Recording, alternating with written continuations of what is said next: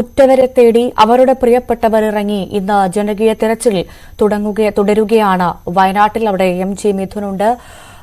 മിഥുൻ, നമ്മൾക്ക് അത്ഭുതം തോന്നും. കാരണം എങ്ങനെയാണ് അവർ ആ പ്രിയപ്പെട്ടവരെ തേടി അവരുടെ ഉറ്റവർ തന്നെ ആ ഭൂമിയിലേക്ക്, ആ ദുരന്ത ഭൂമിയിലേക്ക് അവരിറങ്ങുന്നത്. പക്ഷേ മനസ്സാന്നിധ്യം വീണ്ടെടുത്തുകൊണ്ട് വേദന കടിച്ചമർത്തിക്കൊണ്ട് അവർക്ക് ഇറങ്ങിയേ മതിയാകൂ. കാരണം തങ്ങളുടെ പ്രിയപ്പെട്ടവരെ അവസാനമായി ഒരു നോക്ക് കാണാൻ അവർ തന്നെ ഇറങ്ങണം, അവരെ കണ്ടെത്തണമെങ്കിൽ അവർ തന്നെ ഇറങ്ങണം. ആ ധൈര്യം മുറുകെ പിടിച്ചുകൊണ്ടാണ് അവിടുത്തെ മനുഷ്യർ, ആ ദുരിതാശ്വാസ ക്യാമ്പിലടക്കം കഴിയുന്ന സാധാരണക്കാരനായ മനുഷ്യൻ അവരുടെ പ്രിയപ്പെട്ടവർക്കായി ഇറങ്ങിയതല്ലേ?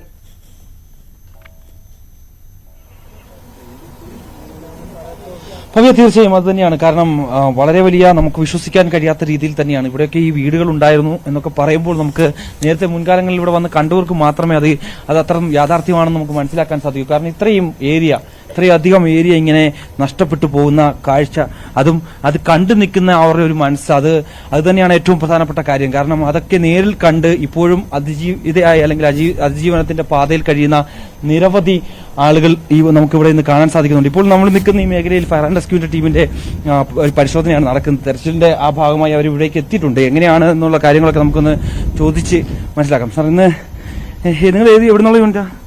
ഞങ്ങൾ എറണാകുളം യൂണിറ്റാണ്. ഇപ്പൊ അത് പറയുന്നതിൽ ബുദ്ധിമുട്ടുണ്ട്. സാർ ഓഫീസറുണ്ട്, സാറുമായിട്ട് ബന്ധപ്പെട്ടാൽ മതിയായിരിക്കും. കുഴപ്പമില്ല. എങ്കിൽ പോലും നമുക്കൊരു, കാരണം ഇവിടുത്തെ ആരംഭിച്ചു ഈ തെരച്ചിൽ ആരംഭിച്ചിട്ടില്ല. അവര് സാറുമായിട്ട് ബന്ധപ്പെടാമോ, ചോദിക്കാമോ?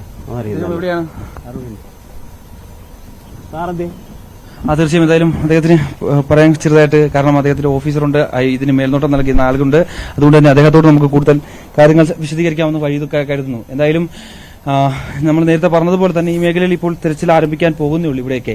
കാരണം പാറകൾ മാറ്റേണ്ടതായിട്ടുണ്ട്, JCB എത്തേണ്ടതായിട്ടുണ്ട്, ഹിറ്റാച്ചികൾ എത്തേണ്ടതായിട്ടുണ്ട്. അതിനുവേണ്ടിയുള്ള നിർദ്ദേശം നൽകിയിട്ടുണ്ട്. കാരണം ഇവിടേക്ക് എത്തിപ്പെടുക എന്നുള്ളത് വലിയ ശ്രമകരമായിട്ടുള്ള ദൌത്യമാണ്.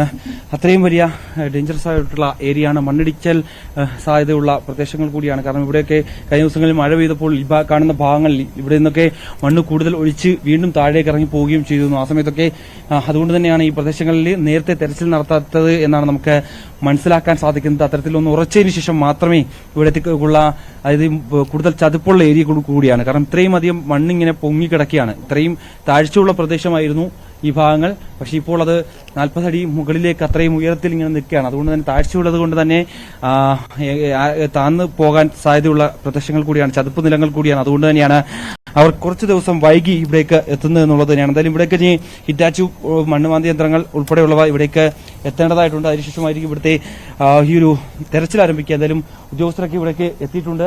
ഇവിടേക്ക് എസ്റ്റേറ്റ് ലയങ്ങൾ സ്ഥിതി ചെയ്യുന്ന പ്രദേശമായിരുന്നു. താഴെ ഒരുപാട് വീടുകൾ ഉണ്ടായിരുന്നു.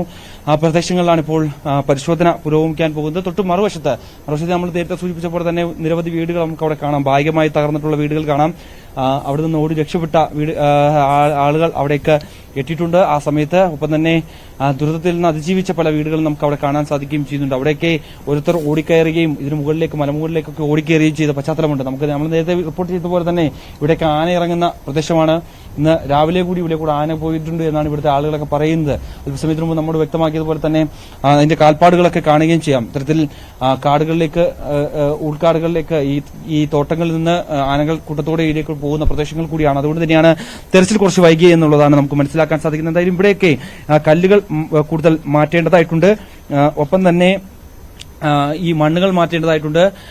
അത് നോക്കി, ആ രീതിയിൽ നോക്കി, ഒപ്പം തന്നെ അവിടെ ഏതൊക്കെ വീടുകളായിരുന്നു ഉണ്ടായിരുന്നത് എന്നുള്ള കൃത്യമായ വിവരങ്ങൾ ഈ പ്രദേശവാസികൾ നൽകുന്നുണ്ട്. അത് കേന്ദ്രീകരിച്ചാണ് ഇനി പരിശോധന നടക്കാൻ പോകുന്നത്. എന്തായാലും അല്പസമയത്തിനകം തന്നെ ഇവിടുത്തെ തെരച്ചിൽ ആരംഭിക്കുമെന്നാണ് നമുക്ക് മനസ്സിലാക്കാൻ സാധിക്കുന്നത്. അതിന്റെ ഉദ്യോഗസ്ഥലത്തിലുള്ള ആളുകളൊക്കെ, ഉദ്യോഗസ്ഥരൊക്കെ ഇവിടേക്ക് അല്പസമയത്തിനകം എത്തും. ഒപ്പം തന്നെ മന്ത്രിമാർ ഇവിടേക്ക് ഈ സ്ഥലങ്ങൾ സന്ദർശിക്കുന്നതിന് വേണ്ടി അല്പസമയത്തിനകം ഇവിടേക്ക് എത്തിച്ചേരുമെന്നാണ് മനസ്സിലാക്കാൻ സാധിക്കുന്നത്. കൂടാതെ ഇന്ന് താഴെ കേന്ദ്രീകരിച്ച് സൂചിപ്പാറ അടക്കമുള്ള വെള്ളച്ചാട്ടങ്ങൾ കേന്ദ്രീകരിച്ച, കാന്തമ്പാറ അടക്കമുള്ള വെള്ളച്ചാട്ടങ്ങൾ കേന്ദ്രീകരിച്ച് അവിടുത്തെ 6 കിലോമീറ്റർ ദൂരപരിധിയിൽ ഇന്ന് പരിശോധന നടക്കുന്നുണ്ട്. അവിടെ നിന്ന് കഴിഞ്ഞ ദിവസങ്ങളിൽ മൃതദേഹങ്ങൾ കണ്ടെത്തിയിരുന്നു. 4 മൃതദേഹങ്ങൾ കൂടി അവിടെ നിന്ന് കണ്ടെത്തിയിരുന്നു. അതിന്റെ പശ്ചാത്തലത്തിൽ ഇന്ന് വ്യാപക പരിശോധന നടത്താനാണ് തീരുമാനം. ഇന്ന് നാളെയും ഒക്കെയായി വ്യാപക പരിശോധന നടത്താനുള്ള തീരുമാനമാണ്. നാളെയാണ്, ഞാൻ നേരത്തെ നമ്മൾ കഴിഞ്ഞ മണിക്കൂറുകളിൽ സംസാരിച്ചതുപോലെ തന്നെ, താഴേക്ക്, ഈ പുഴയുടെ താഴേക്കുള്ള ഭാഗങ്ങളിൽ ഇവരെയും തെരച്ചിലിനായി പോകാൻ സാധിച്ചിട്ടില്ല. അവിടെയൊക്കെ ഇറങ്ങാൻ വലിയ ബുദ്ധിമുട്ടുള്ള ഏരിയകൾ തന്നെയാണ്. അവിടെയൊക്കെ എങ്ങനെയാണ് ഇനി തെരച്ചിൽ നടത്തേണ്ടത്, ഏത് തരത്തിലാണ്